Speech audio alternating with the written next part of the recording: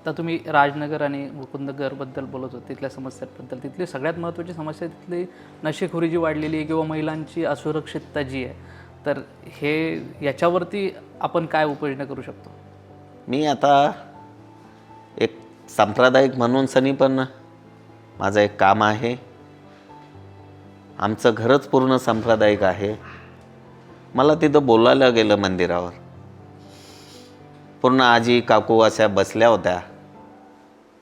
50-60 महिला होत्या तिथं. अक्षरशः रडत होते हो.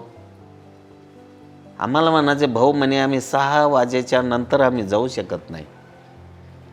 आम्ही विचारलं का? कारण की तिकडं तो भाग, त्या भागामध्ये नशा जास्त चालतो. ते काय असतं ते व्हाईटनर वगैरे काय जे काय असेल ते 6च्या नंतर जाऊ शकत नाही. पटरीवर पूर्ण ते नशाखोर बसलेले असतात. बऱ्याचशा वेळेस असा त्रास झाला, अक्षरशः रडतात तिथं महिला.